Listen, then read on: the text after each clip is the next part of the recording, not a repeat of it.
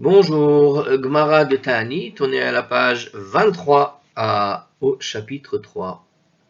Alors, je vais reprendre la page 22b en bas et on va refaire le petit passage que j'avais commencé, mais avec les petits commentaires appropriés. Alors, donc la Gmara a cité d'une braïta et elle parlait comme ça, elle disait Venatati gishmechem be'itam. Le verset a dit et je donnerai vos pluies en leur temps approprié. Alors, le commentaire, il nous dit ici tout simplement la référence, c'est-à-dire c'était au Lévitique 26, 4. Ok. Donc ça signifie en gros que les pluies rendront la terre. Qu'est-ce que ça veut dire d'ailleurs? Parce que ça c'est ce que nous dit Scroll. Ceci signifie que les pluies rendront la terre et je donnerai vos pluies en leur temps approprié. Alors il précise, hein, on va passer cette interligne de Hardscroll qui n'apporte pas de, comment dirais-je, d'informations extraordinaires, au contraire, ça embrouille. Alors justement, en tout cas, la suite semble plus claire. L'oshikora, ni imbibée, ça veut dire qu'il explique comme ça, ni saturée à l'excès, ça veut dire qu'elle ne va pas être boueuse. Hein. Vélo tsemea, ni assoiffée, parce qu'on peut imaginer que quand il pleut pas assez. Donc ni trop peu, ni trop tout court. Et là, Benonite, mais une pluie modérée, donc sans que ça casse finalement la terre elle-même. Hein. La bénédiction décrite dans le verset est que Dieu prodiguera une pluie qui ne soit ni excessive ni insuffisante, nous dit Hartscroll, mais modérée, toutefois. La façon dont la Gemara va déduire ceci du mot Be'itam en leur temps n'est pas claire, et c'est pour ça d'ailleurs qu'ils ont parlé dans leurs commentaires ici un mot qui rendrait, qui n'était pas sûr, quoi, vraiment, je ne comprends pas ce qu'ils voulaient dire, pas parce qu'en fait, ils ne comprennent pas tout simplement dans Hartscroll le rapport entre Be'itam et comment est-ce que effectivement la Braïta sort de Be'itam le concept de modéré, c'est-à-dire ni imbibé ni assoiffé. Pourtant, on pourrait chercher à comprendre, on va voir peut-être qu'ils ont quand même quelqu'un qui leur dit quelque chose. Toutefois, la façon dont la Gemara déduit ceci du mot Be'itam en leur temps n'est pas claire. L'utilisation du pluriel indique peut-être que les pluies ne viendront pas en une fois, mais seront réparties sur une période de temps allongée, afin que la terre ne soit pas saturée d'eau. Elles ne seront pas non plus réparties sur une période trop longue, afin que le taux d'humidité du sol reste suffisant. C'est une explication sympathique qu'il nous donne ici, pour comprendre les choses. Elles tomberont donc à des intervalles appropriés, de manière à ce que la terre boive comme il convient. Bon, moi, Be'itam, ça sent quoi? C'est-à-dire en leur saison, tout simplement. On peut traduire Be'itam en leur temps. C'est-à-dire le temps approprié, c'est-à-dire en leur saison. S'il pleut en plein été, tout comme en hiver, vous imaginez bien que la terre va se transformer en torrent de boue. Vous voyez? Donc Be'itam, si jamais vous n'avez pas très bien compris, ou comme Hartscroll, le rapport entre ni assoiffé, ni imbibé, etc., bah, c'est tout simplement l'idée, peut-être d'ailleurs l'oshikura ni imbibé, ni quand elle est déjà imbibée, vélo tsemea, ni quand elle est déjà assoiffée. C'est-à-dire que quand elle est assoiffée, c'est en plein été, et quand elle est imbibée, c'est en plein hiver. Donc l'eau va venir en leur temps, au sens où elle va venir dans les temps où elle a besoin d'eau. Vous voyez? Quand la terre a besoin d'eau, alors il pleuvra. Et non pas dans des temps précis, tels que quand elle est imbibée ou quand elle est assoiffée. C'est-à-dire, ni en été, alors elle en a besoin en été, mais il ne faut pas qu'elle tombe en été parce qu'il y a la saison des pluies qui arrive. Ni dans la saison des pluies en trop, au sens où elle est déjà remplie. Donc, c'est une pluie qui est, on va dire, celle dont la terre a besoin en dehors des saisons. Et donc Dieu va les donner en son temps, au sens où c'est quand la terre a besoin de l'eau que l'eau est donnée. Et non pas, c'est-à-dire qu'elle va choisir les bonnes saisons, c'est-à-dire que même si dans les saisons qui sont prévues, à un moment donné il va manquer de l'eau, alors Dieu va donner la terre, et si dans les saisons qui ne sont pas prévues, elle donnera de l'eau pour que la terre, en fonction du besoin de la terre et uniquement du besoin de la terre. Vous voyez ce que je veux dire ou pas? C'est-à-dire de donner le lot en dehors du concept de saison.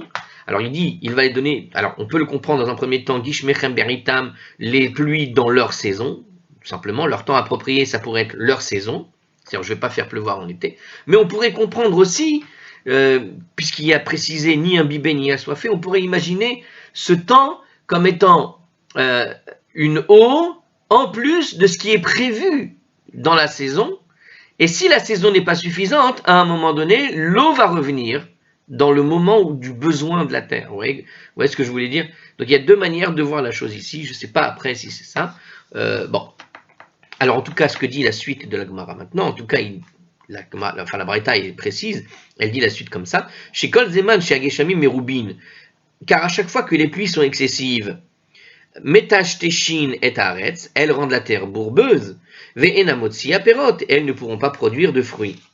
Davar acher, autre interprétation de ce verset, c'est toujours dans la Braïta, hein. Beritam, qu'est-ce que ça veut dire en leur temps? Regardez, en fait la Braïta elle explique. Ah, elle ne comprenait pas le rapport. Beritam, dans le commentaire, il ne comprenait pas le rapport entre Beritam et le fait que la terre ne soit ni imbibée, ni assoiffée. Bah voilà, je vous ai donné une idée. C'est-à-dire qu'effectivement, ni imbibée, ni lorsqu'elle est déjà imbibée, c'est-à-dire ni dans la saison des pluies, une pluie en quelque sorte supplémentaire, ni quand elle est imbibée, ni quand elle est assoiffée. C'est-à-dire une pluie supplémentaire qui doit venir que quand la terre a réellement besoin de la terre. Quand elle est assoiffée, des fois, il ne faut pas donner d'eau tout de suite. Hein. Vous voyez ce que je veux dire? C'est-à-dire que la terre, on est en plein été, l'eau ne sera pas bonne à ce moment-là dans certaines régions. Les saisons doivent être respectées en quelque sorte. C'est pas le temps où la terre doit recevoir son eau. On avait vu ça hein, précédemment avec par exemple le moment du printemps. On avait dit qu'il fallait pas qu'il pleuve par exemple au moment de la récolte. S'il pleut au moment de la récolte, ça va gâcher toute la récolte. Ça peut gâcher toute la récolte. Donc quand on avait dit ça dans un des textes précédents, je ne sais plus où, hein, mais on en avait parlé de ce sujet-là, et dans ce sujet-là, on voyait que quand il pleuvait au printemps, ça posait un problème. Ça posait un problème parce que la terre risquait justement d'être abîmée, les récoltes abîmées, donc on peut imaginer effectivement qu'il doit pleuvoir, au moment où les récoltes ont besoin d'eau, et pas au moment où ils n'ont plus besoin de cette eau, puisqu'elles sont prêtes à être cueillies à ce moment-là. Et il ne faut surtout pas qu'il pleuve au moment où on va faire la cueillette des récoltes. D'accord? Ou aller des hachets, enfin bref. Alors, Beritam, autre explication, toujours dans la Braïta est assez longue. Donc, Belele Reviyot ou Belele Shabbatot, durant la nuit du mercredi et durant la nuit du Shabbat. Ça veut dire qu'il ne va pleuvoir que durant des moments où finalement les gens ne sont pas dehors. C'est-à-dire durant la nuit du mardi au mercredi et celle du vendredi au samedi, lorsque elle ne cause pas d'inconfort aux gens. Ça veut dire, voilà, il n'y a personne dehors, il n'y a personne qui sera dérangé s'il y avait de la boue ou je ne sais quoi. Chacun est chez soi, et au moment où tout le monde est chez soi, il pleut. Hein, comme ça arrive assez souvent d'ailleurs en Israël, étrangement, hein, depuis que j'y habite, j'avoue que je remarque des choses étranges, comme par exemple, alors il pleut pas beaucoup, mais quand il pleut, vous avez parfois la pluie qui va avoir lieu justement on va dire le jeudi dans la nuit du jeudi, puis elle s'arrête toute l'après-midi, et puis elle reprend dans Shabbat le soir, après que tout le monde soit retourné à la synagogue, et puis c'est très étrange, on dirait qu'il y a un bouton qu'on appuie, et puis le Motsai Shabbat, alors il pleut pas, c'est le moment de les faire les Birkat Halevana, les gens peuvent voir la lune, et puis une heure après, il se remet à pleuvoir, après Motsai Shabbat. C'est assez intéressant d'observer des hasards de ce genre-là, qui ne sont pas des hasards, où tu comprends finalement comment la Braïta parle, quand elle te dit il va pleuvoir au moment où il n'y a pas d'inconfort, parce qu'ils l'ont dû l'observer, et que ces choses-là s'observent effectivement tel que ça fonctionne en Israël. Alors il nous précise ici, en général, les gens ne s'aventurent pas dehors durant la nuit du mardi à mercredi. Pourquoi? Alors ça c'est vrai que c'était intéressant parce qu'il a parlé de cette nuit du mardi à mercredi en particulier. Qu'est-ce qu'il y a de particulier? Il nous explique ici qu'il y a ce qu'on appelle un démon, le Igrat Bat Machalat, qui rôde dehors alors qu'il pourrait causer du tort aux gens. Ça c'est ce que nous dit Rashi, d'après donc probablement un texte qu'il a lu dans Psachim 112b, comme il nous le dit ici. Bien que ce démon rôde également le vendredi soir, toujours selon Psachim 112b, Rashi l'a mentionné cette raison que pour le mardi soir, car les restrictions du Shabbat empêchent tout voyage durant la nuit du Shabbat, puisque au fond, de toute façon, on ne voyage pas le vendredi soir. Voilà, puisqu'on ne voyage pas le vendredi soir, donc il n'a cité Rashi dans l'explication, c'est le Maharsha qui explique le Rashi, puisque le Rashi nous a cité que l'explication du mardi soir en particulier.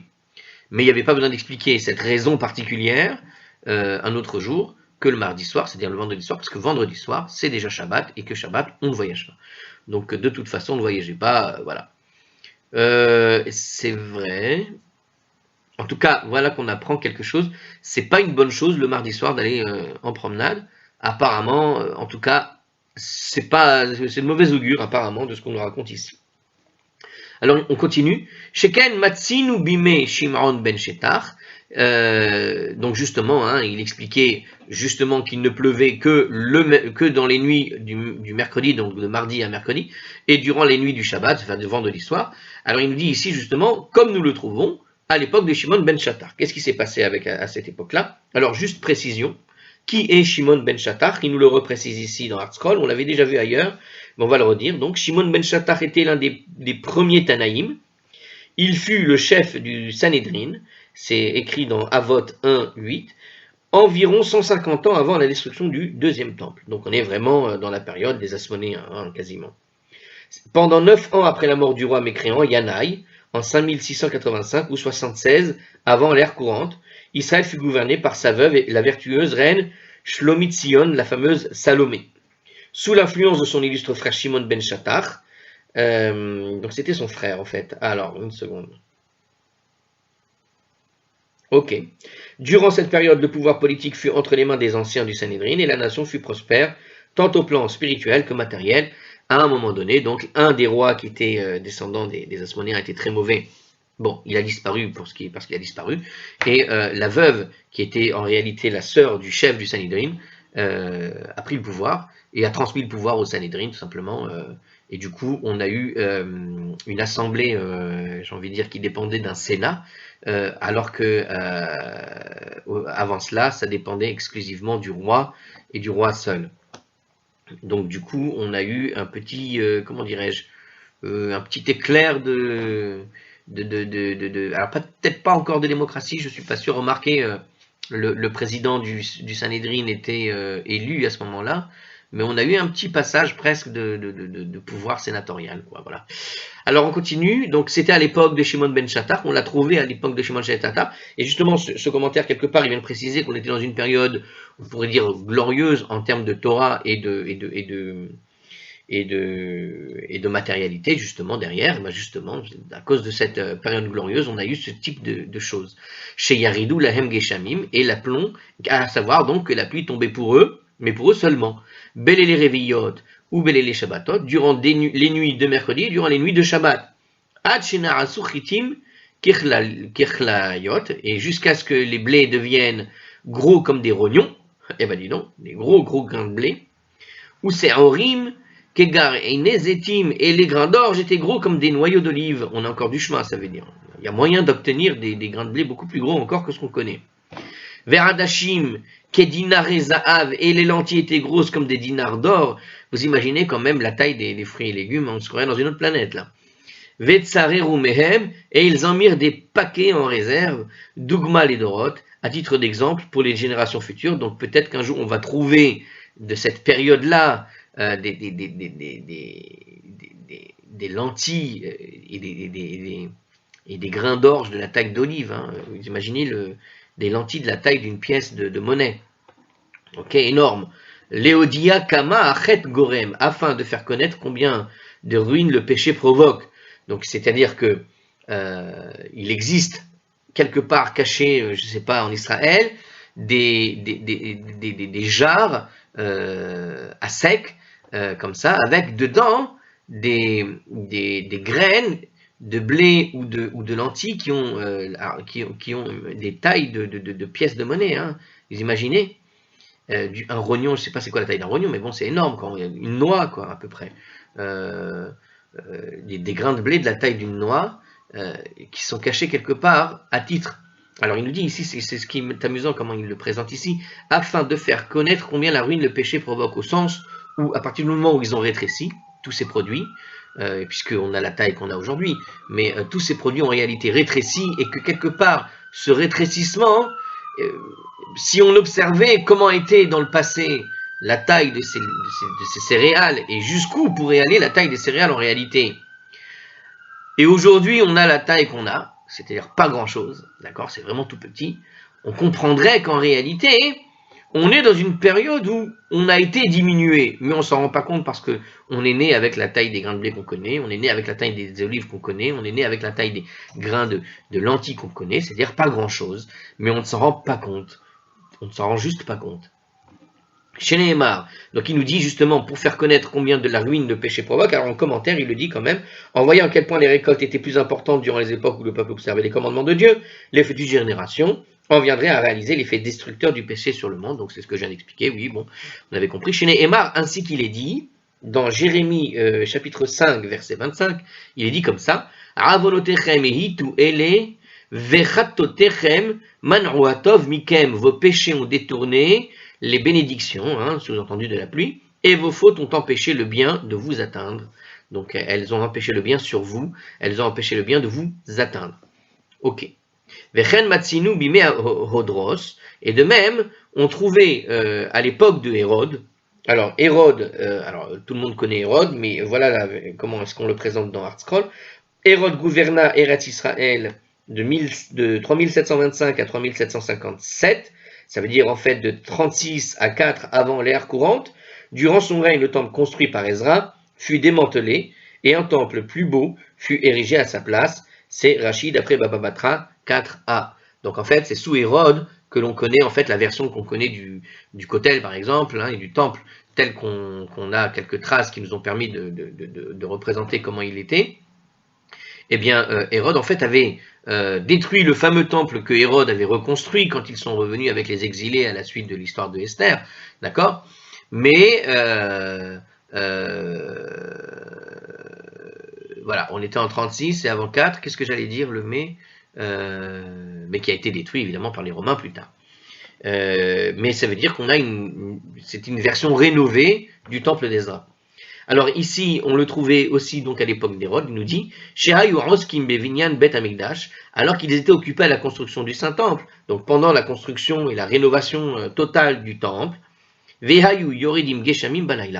que les pluies tombaient uniquement pendant la nuit, lorsque on ne faisait pas de travail, c'est-à-dire ils ne travaillaient pas la nuit, et c'est la nuit que tombait exclusivement la pluie. Pas seulement mardi ou mercredi pour le coup, mais véritablement toutes les nuits possibles, il pleuvait la nuit, exclusivement, ça ne dérangeait pas les travailleurs.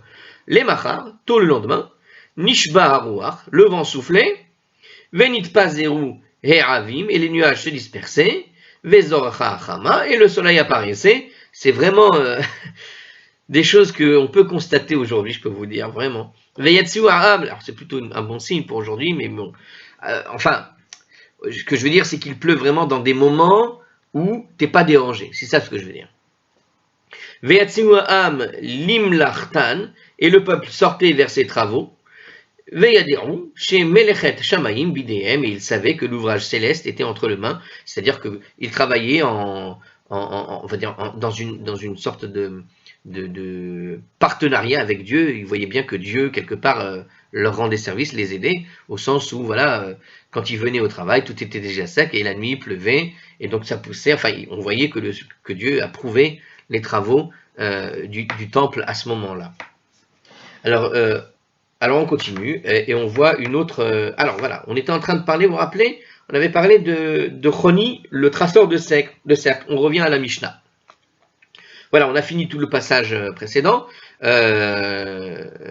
maintenant on revient sur notre Mishnah. Donc, et dans la Mishnah, on avait cité ceci, Maaseh, chez Shalcho Lechoni Amaragel, donc toute l'histoire qu'on avait racontée de Choni, le traceur de cercle, hein, d'accord? Si vous vous rappelez, hein, peut-être je vous la rappelle rapidement, c'est celui qui avait tracé un cercle pour demander la pluie, et puis il a demandé la pluie s'est mise à tomber, alors ensuite il a dit je ne bouge pas du cercle tant qu'il ne pleut pas, il s'est mis à tomber, mais il a plu tellement fort que les gens sont venus lui demander de faire arrêter la pluie, alors il s'est remis dans le cercle, et finalement voilà, la pluie s'est arrêtée avec la même idée.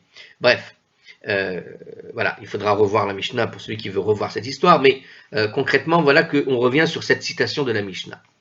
Donc l'incident, nous dit Yartzroll, qui avait cité par la Mishnah, est détaillé dans la Braïta, dans la Braïta suivante. Alors justement, apparemment, on va refaire un petit peu cette histoire-là, mais on va voir quelques détails supplémentaires.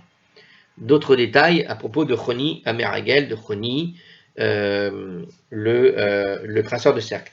Alors cette baraïta apparaît dans le Talmud Yerushalmi avec quelques variantes.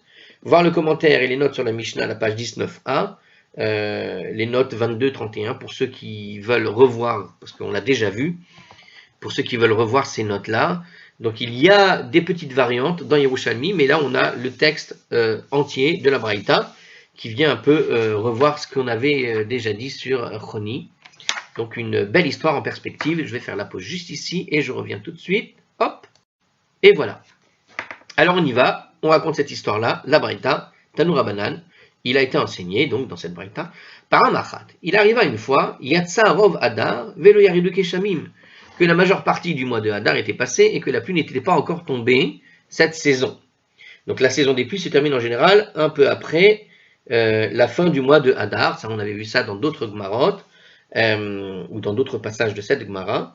Donc effectivement, la saison des pluies, on voit que la fin de la saison des pluies, c'est le mois de Hadar, puisque juste après, c'est le mois de Nissan, la saison commence du printemps, d'accord, et de la récolte. Donc, il s'est arrivé, donc voilà. Donc, on décrit un peu les détails de l'histoire telle qu'elle s'est passée en réalité. On n'avait pas donné ce détail, je crois, dans la Mishnah. On a quelques détails supplémentaires par rapport à ce qu'on avait dit dans la Mishnah. Alors, on voit que la pluie n'était toujours pas arrivée au mois de Hadar, hein, puisque c'est au mois de Hadar la fin de la saison des pluies, normalement. Shalichou lechoni à Maragel. Alors, ils ont envoyé un message à Choni, le traceur de cercle. Yid palel veyeredu geshamim. Prie, et la pluie tombera, parce qu'on savait que quand lui il prie, ça marche. Hit palel, vela yoredu geshamim, et pourtant, il pria, mais aucune pluie ne tomba. Araguruga, veramad betocha, il traça le cercle, et il se mit à l'intérieur. Kederer she'asa Habakkuk Navi, il le fit de la façon dont avait agi le prophète Habakkuk. Voilà la petite nuance. C'est pas une invention en fait, parce qu'apparemment là, si on regarde la différence, on voit que il n'a pas inventé le concept de mettre un cercle. Apparemment, dans la Braïta, on apprend qu'en fait, il a reproduit une action qu'avait fait le prophète Habakkuk, comme il est dit. Et qu'est-ce qu'il est dit dans le prophète Habakkuk? Alors c'est dans Habakkuk chapitre 2 verset 1. Al mishmarti moda ve'et yatseva al matzor, etc., etc. Je me tiendrai à mon poste et je m'installerai pour un siège, etc. Alors, on va expliquer ça. Le verset poursuit, donc on va regarder la suite du verset avec le commentaire. Le verset poursuit, il dit comme ça, Va'atzapelir mag edaberbi, et j'attendrai de voir ce qu'il me dira. Ça veut dire en gros, Habakkuk, voilà, se met sur un endroit et il ne bougera pas tant que Dieu ne lui parle pas. Habakkuk désirait avoir une explication de Dieu sur la raison pour laquelle, souvent, le méchant réussit, alors que l'homme vertueux souffre. C'est une rhétorique dont on parle souvent et dont j'en ai déjà parlé dans la Gemara de Rosh Hashanah, il me semble, si vous avez vu les vidéos de Rosh Hashanah, il y a à un moment donné un peu une explication sur ce problème-là, le même problème, et c'est Rashi qui nous explique ce verset. C'est-à-dire qu'en fait, donc c'est un sujet classique du judaïsme, à savoir, mais comment on peut observer que des mécréants, des gens méchants, profondément méchants, finalement réussissent quand le juste, lui, galère en quelque sorte. Alors que théoriquement, d'après la tradition juive, le méchant est puni et le juste est récompensé. Alors, on a des réponses à ces questions-là, c'est pas ici qu'on va les donner, il faudra étudier pour retrouver ces réponses. Mais ici, on voit que c'était le sujet de Habakkuk, la raison pour laquelle il s'était installé à cet endroit-là. Alors il a dit à son poste, en quelque sorte, hein, le matzor. Matzor, ça peut être aussi le sens en hébreu d'un siège. Donc, non, et je m'installerai pour un siège, pardon. Donc matzor, alors je ne sais pas, parce que matzor, ça peut être une barrière. Bon,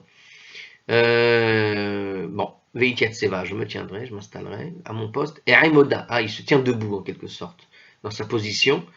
Je ne bouge pas tant que je n'ai pas une réponse. Il se tient en siège, ça veut dire qu'il ne va pas bouger de là-bas, dans le texte.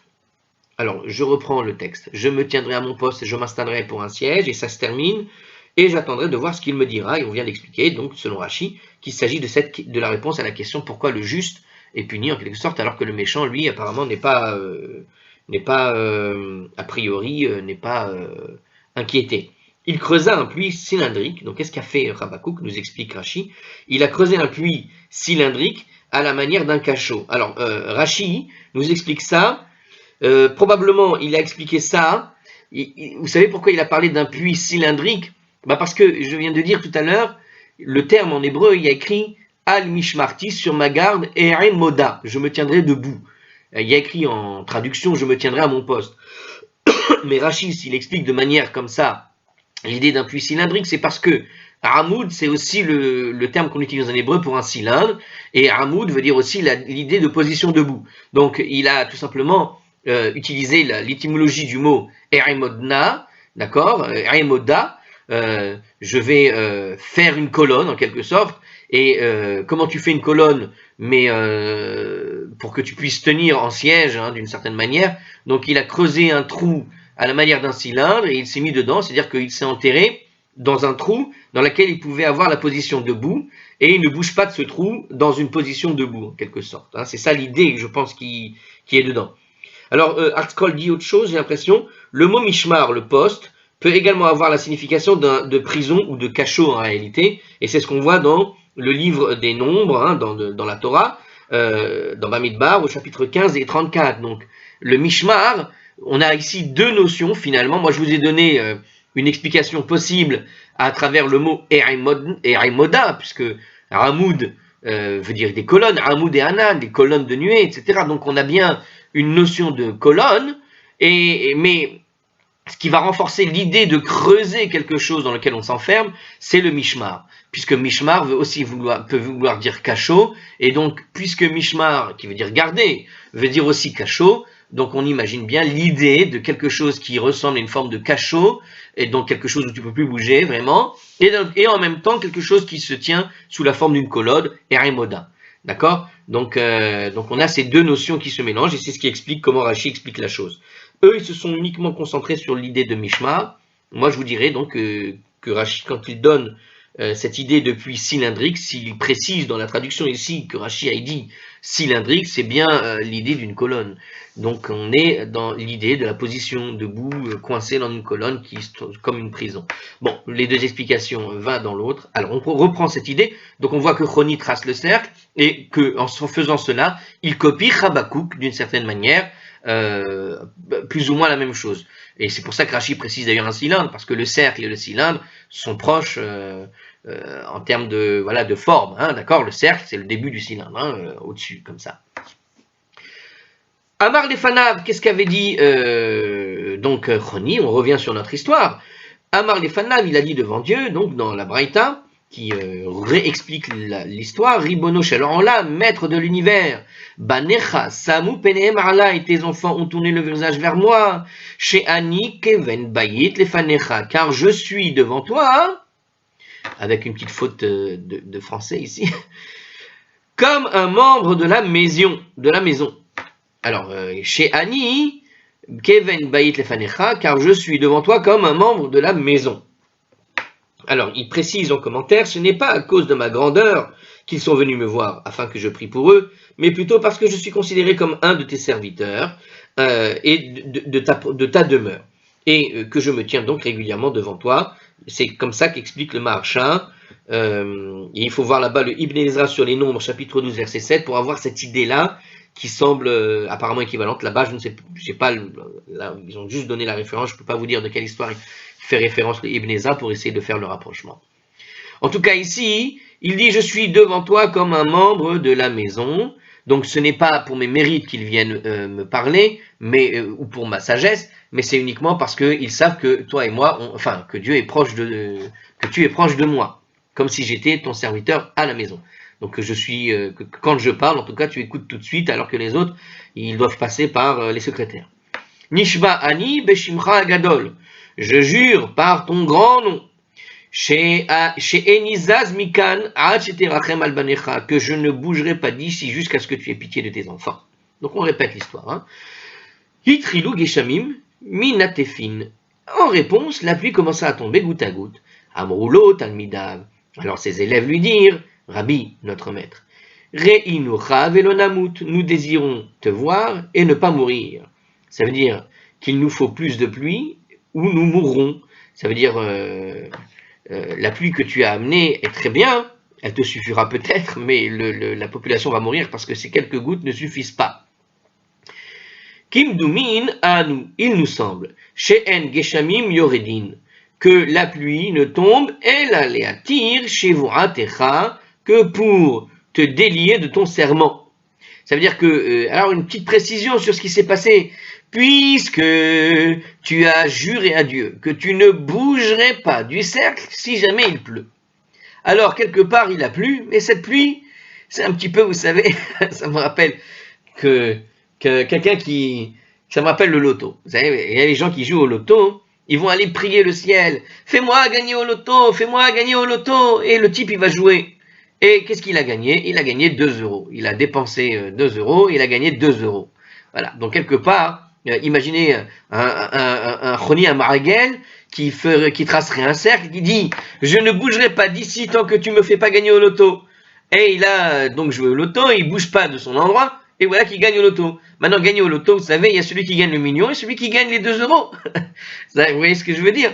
Alors, voire moins, le 1 euro. Donc celui-là, qu'est-ce qui s'est passé? Ben, il a gagné 1 euro, il a dépensé 2 euros, il a gagné 1 euro, imaginons. Hein. Donc en gagnant 1 euro, il a ce qu'il a gagné, oui. Donc voilà, Dieu t'a fait gagner, pourquoi tu te plains? Ah, fallait demander le million, mais fallait pas dire fais-moi gagner au loto seulement, tu vois l'idée? Alors c'est un petit peu ce qu'ils sont en train de lui dire ici. Ils sont en train de dire quelque part, les petites gouttes là qui sont en train de tomber, bon, on va crever de faim, hein, ça nourrit pas, ça va pas permettre de faire des récoltes avec ça. Donc quelque part, on a l'impression que la pluie qui est tombée, c'est juste une pluie pour que tu sortes de ce cercle. Puisque tu as juré que tu ne sortiras pas tant qu'il ne pleut pas, voilà, il pleut, c'est une pluie. Il y a quelques gouttes, c'est une pluie. Mais c'est pas la pluie qu'il faut pour faire des récoltes. Donc voilà, donc c'est juste un moyen de te faire sortir du cercle pour que tu puisses sortir de ton serment. Tu as promis que tu sortirais pas du cercle s'il n'y avait pas de pluie. Tant qu'il n'y a pas de pluie, voilà, il pleut, tu peux sortir du cercle, mais c'est pas ce qu'il faut. Alors il nous précise, bon, en commentaire plus sérieux que mon exemple sur le loto. Et regardez bien ce qu'il dit, bon, c'est la même chose, hein, la quantité minime de pluie qui était tombée n'était nécessairement pas suffisante pour mettre fin à la sécheresse, et sa seule justification était de remplir la condition contenue dans le serment de Khoni.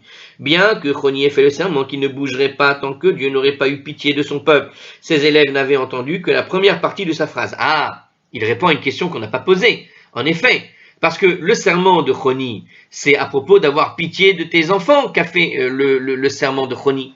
Or ici, il pleut une toute petite pluie, une petite pluie chinette, hein, c'est pas grand-chose. Or, ça ne semble pas être une réponse à la pitié que Dieu apporterait ici aux enfants. Donc lorsque les gens sont venus voir Khoni, ils se sont dit, quelque part il n'a fait que le serment, il dit pluie, c'est tout. Mais il n'a pas demandé la pluie en fait, Khoni. Il a demandé la pitié de tes enfants, comme c'est écrit dans le texte, hein, un peu précédemment. Et c'est ce que nous explique ce commentaire. C'est-à-dire que, quelque part, ceux qui sont venus se plaindre à Khoni qu'il n'y a qu'une petite pluie chounette, c'est que c'est pas suffisant, eh bien, n'ont pas tenu compte qu'en fait, Khoni n'a pas considéré qu'il pouvait sortir du cercle encore, puisque, au fond, cette petite pluie n'est pas suffisante.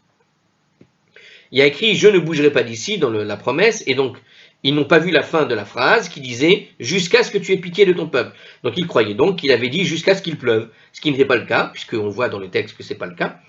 Et donc ces quelques gouttes de pluie le déliaient de son serment. Il pensait que les gouttes de pluie auraient délié le serment, mais en réalité non, il ne pouvait pas bouger puisqu'il n'y avait pas assez de pluie. Amar, il dit devant Dieu « Lokar sha'alti », ce n'est pas une telle pluie que j'ai demandé. Mais il n'avait pas demandé de pluie a priori.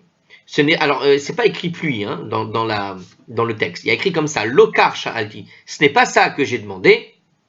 Et là, Gishme borol shichin ou me'arot.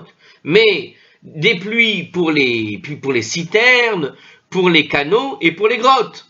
Donc, une pluie qui va remplir tout ça. Une pluie abondante. Là où on pourra boire plus tard les eaux qui seront dedans. Hein. Et alors, qu'est-ce qui va se passer? Vous devez deviner, puisqu'on l'a déjà dit de toute façon. Yaredou, Bezaraf. Les pluies sont tombées avec furie. Zaraf. Tiens, j'ai vu... Non, je confonds avec Zaram, c'est autre chose. Tourmenté. Mais c'est un peu la même idée, tiens. C'est la même racine, certainement. Tourmenté, ce côté... Alors là, c'est furie. Le P rajoute quelque chose, on dirait. Bon, alors... c'est le double de 40. Bon. Ah, tu colles tipa, vetipa. Non, ça dé. Kouf, ouais, c'est juste un petit passage. J'ai vu dans la paracha, alors je vais revoir, mais il y a écrit Vezaam à un moment donné. On parle des enfants. Je pose une réflexion comme ça, c'est peut-être un chidouche, c'est peut-être rien du tout, mais puisqu'on est là, Vezaam. Attendez, j'avais vu dans le texte ici. Est-ce que d'abord je me trompe pas de mots? Voilà, il dit donc dans le passage à propos du Sar à Mashkim et du Sar à Tabachim, là-bas, hein, le maître échanson et le maître panetier, on voit qu'ils sont, dans le texte traduit comme ça, ils sont avec l'esprit tourmenté. Et en hébreu, le terme qui est utilisé pour qualifier l'idée d'être tourmenté, c'est celui-là. Je vais vous le donner tout de suite. Tac, tac, tac. Voilà, Ra'im Ayom. Voilà. Zoafim. Ah ben c'est le même terme, vous voyez? J'ai pas rêvé. D'accord. Veinam, Zoafim. Donc c'est le même terme, Zoafim. Il n'y a pas de chidouche. C'est le même terme. Donc c'est la même idée. Zaraf, c'est l'idée du tourment. Très bien. Ad, Shekol, Tipa, Vetipa. Au point, donc, nous dit la suite du texte. Donc ça a commencé à pleuvoir de manière catastrophique jusqu'à ce que chaque goutte, Kimlopi Chavit, avait la taille de l'embouchure d'une cruche. Donc des boules pour vous donner une image, des balles de tennis, hein, des gouttes de balles de tennis ou de balles de golf, ça dépend comment était la cruche. Donc il pleuvait à torrent. Veshi'aro Chachamim, et les sages estimèrent She'en Kipa Petocha Milog, qu'aucune goutte n'était inférieure à un log. Alors qu'est-ce que c'est qu'un log? Il nous dit ici, le log était une unité de volume dont l'estimation varie entre 345 et 600 cm3. Bon, pour celui qui veut calculer, 600 cm3, c'est énorme, attendez. Qu'est-ce qu'il raconte?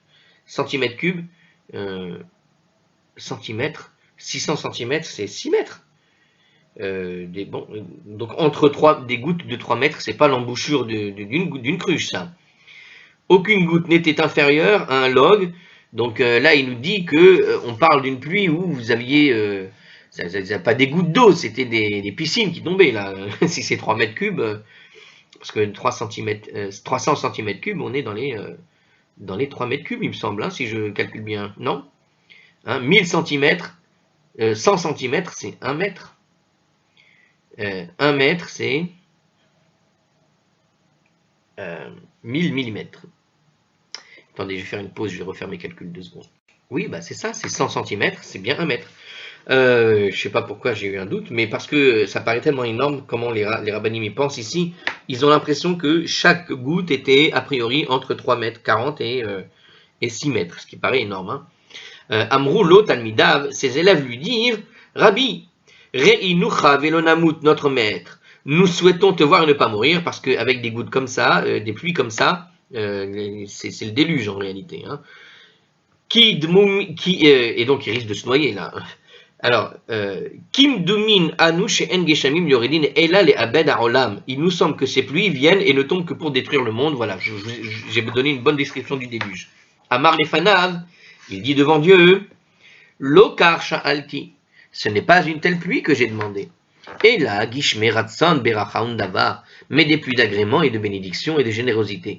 Yaridou, Ketiknan. Alors les pluies tombèrent de manière normale et continuèrent. Adche Alou, Kol Haram Lea Rabayit Mipene Ageshamim, jusqu'à ce que tout le peuple soit contraint de gravir le mont du temple en raison des pluies, puisque le niveau d'eau est monté. Ça veut dire qu'ils gravirent le mont du temple pour se réfugier sous son toit, nous dit l'Yerushalmi 3.9. Autre explication, ils abandonnèrent la section basse inondée de Jérusalem pour des terrains plus élevés, c'est-à-dire vers le mont du temple là-bas. C'est le Meiri, tout simplement. Donc en gros, ils ont délaissé les vallées pour aller sur les montagnes et les hauteurs. Amroulo, il lui dit, Rabbi, notre maître, Keshem Sheit Palalta Sheyeredu, de la même que tu as prié pour que les pluies tombent, car Hitpalel Veilechu Lahem, prie aussi pour qu'elles cessent. Amar Lahem, il leur dit, Kach Mekubalani, voici la tradition que je tiens de mes maîtres. She'en Mitpalelim al Rov Atova, on avait discuté de ça, et je vous avais dit que dans l'histoire de Chonia Magel, ça semblait étrange. Et bien ici, voilà, on a ici l'exemple, dans l'histoire même de la Braïta, on voit effectivement que cette question est posée. À savoir que on ne prie pas pour qu'une abondance de biens s'arrête. Chez En Mitpalelim al Rovatova, on avait vu ça. Et voilà qu'il y a une abondance de biens, et on avait parlé même de la fameuse falaise. Alors, on ne prie pas pour qu'une abondance de biens cesse. À Falpichen, néanmoins, dit Choni. Quand bien même, normalement, on ne doit pas prier pour que ça cesse. Ravi Uli par Oda'a. Apportez-moi un taureau pour la confession des fautes. C'est-à-dire qu'il s'apprête à faire une faute, à savoir de demander l'arrêt de la pluie. Puisqu'on ne doit pas, a priori, s'arrêter. Alors, c'est pas ce que dit le Maharsha. Il nous dit ici, afin de confesser le péché d'avoir demandé que la pluie excessive cesse. Non, c'est bien ce que dit le Maharsha, c'est la même chose, on est d'accord. Ce taureau fut ensuite offert comme sacrifice de chez Lamim, c'est ce que nous explique donc le Maharsha, qui explique en réalité Rashi, qui a donné apparemment quelque chose là-dessus, et donc c'est le Maharsha sur le Rashi, ils disent pas le Rashi ici. Le Gevurat Hari, donc un autre commentateur, conteste toutefois l'explication de Rashi, car une confession ne se fait pas en conjonction avec un sacrifice de chez Lamim, c'est-à-dire que puisque ce taureau nous dit apparemment Rashi va être plus tard offert en sacrifice de Shlamim, si c'était l'aveu en quelque sorte un sacrifice pour comment dirais-je réparer une faute, théoriquement il ne devrait pas le donner en Shlamim derrière. Ça doit rester quelque chose de ça doit faire partie du sacrifice d'un sacrifice Shlamim. Enfin, on ne peut pas en tout cas transmettre un sacrifice fautif pour un sacrifice de remerciement. Alors, il traduit donc Oda'a, non pas par l'idée de confession dans le texte, puisqu'on parle ici dans le texte d'une Oda'a, mais plutôt par une action de grâce. Et donc, ils ont tout simplement offert un sacrifice de Toda, c'est-à-dire une action de grâce à Dieu, tout simplement, pour leur avoir envoyé la pluie. Donc, c'est tout simplement, dès le départ, non pas un taureau de confession, mais en réalité un taureau qui a été offert comme remerciement à Dieu pour le bien qu'a apporté cette pluie qui a été donnée, et non pas pour confesser d'une faute d'avoir demandé de cesser, etc. Samar Shete Yadav Alav, et donc ce taureau en particulier, donc il a été amené pour faire la Hoda'a, on va le traduire, on va le laisser tel qu'il est, il appuyait ses deux mains sur lui. Alors il nous précise ici la smicha, ça s'appelle en fait, c'est ça quand on appuie les mains sur la tête comme ça avec les deux mains, c'est ce qu'on appelle la smicha, le fait d'appuyer sur l'animal offert en sacrifice, est un rituel qui accompagne presque tous les sacrifices individuels, y compris des sacrifices de shlamim. Donc on voit ici une manière de faire qui est décrite comme étant la façon de faire sur tous les sacrifices qui doivent être faits au temple. Le propriétaire du sacrifice, alors ça on le voit pour ceux qui veulent, dans la Mishnah de Menachot à 92a ou dans la Gemara. Le propriétaire du sacrifice place ses deux mains sur la tête de l'animal, il va appuyer dessus de tout son poids. Il s'agit d'un sacrifice expiatoire. Il prononce sa confession sur le sacrifice durant la Semicha. Dans le cas d'un sacrifice de Shelamim ou de Toda, il récite des psaumes et des paroles de louange et de remerciement envers Dieu. Donc voilà, on a ici la description. Pour un Shelamim, on ou un remerciement, donc on lit simplement des psaumes de louange envers Dieu. On appuie fort sur l'animal et sur sa tête. Et puis apparemment, dans le cas d'un sacrifice fautif de confession, on doit faire évidemment, on fait des tranim, ce genre de choses là. On fait des confessions, forcément. Et alors, donc il y a le choix. En tout cas, le terme qui est utilisé ici, on lui a apporté le taureau de Oda'a. Et Rashi explique qu'il a d'abord fait la confession, puis ensuite il a fait les shlamim.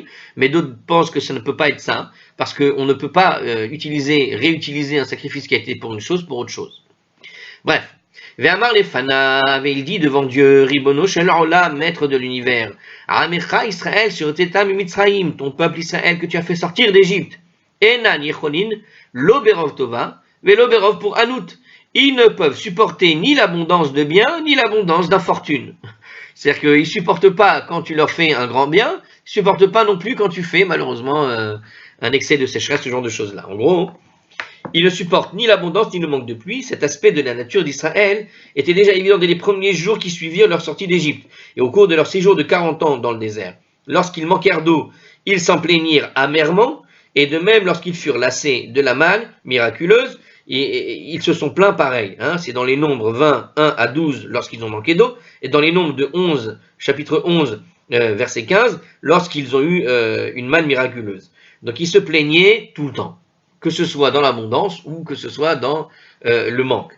En utilisant l'expression peuple que tu as fait sortir d'Égypte, Roni en fait déclare qu'il n'y avait rien de nouveau finalement dans ce comportement. C'est bien ce peuple-là que tu as choisi, et c'est bien le même peuple qui est fidèle à lui-même dans sa manière de faire les choses, à savoir ce comportement toujours pareil. À savoir qu'ils ont une aptitude à endurer les extrêmes qui faisaient partie depuis longtemps de leur nature. L'extrême de la nature du peuple juif, c'est comme ça, on est comme ça, mais voilà, malheureusement, on n'arrive pas à supporter ni l'un ni l'autre. Karasta alehem, et alors tu t'es emporté contre eux. Donc en fait ici, il rappelle cet épisode-là, il rappelle que c'est ce peuple, il n'a pas changé. Tu t'es malheureusement à l'époque déjà emporté contre eux. Enan yecholin la'amod, et ils n'ont pas pu supporter quand tu t'es emporté contre eux quand même. Ishparata alehem tova, tu as répandu sur une abondance de biens. Enan yecholim la'amod, ils n'ont pas pu supporter non plus. Que ta volonté soit que les pluies cessent et que le soulagement parvienne au monde. Miyad, Noshra Aruach, immédiatement le vent se mit à souffler. Venit Pazeru et Avim, Vezarcha Hachamat. Et les nuages se dispersèrent et le soleil apparut. Veyatsu Aram la Sadeh, le peuple sortit dans les champs. Vevi'u lahem kemehin ou pitriot, et ils ramassèrent pour eux des truffes et des champignons. Shalachlo Shimon ben Shattach. Alors Shimon ben Shattach lui envoya le message suivant. Alors, on va juste faire le dernier commentaire là-dessus. Le peuple sut ainsi que la pluie qui était tombée était une pluie bienveillante de bénédiction, nous dit Rashi, puisqu'ils ont pu aller cueillir là-bas les truffes et les champignons. Donc ils ont compris que c'était finalement une pluie de bienveillance. Alors, la réponse après de cette histoire-là, donc Shimon ben Shattach va parler et il va aller lui envoyer un message où on va parler d'autres sujets importants et on va dire la réflexion à la suite de cette histoire-là, on va la faire dans une autre vidéo, sinon ça va faire trop long et on risque de finir la page parce qu'elle ne s'arrête pas, la braïta. Allez, je vous dis à la prochaine pour la suite de cette grande braïta et du passage de Shimon ben Shattach qui va envoyer le message à la suite du miracle de la pluie. Comme ça, je prépare bien et à la prochaine.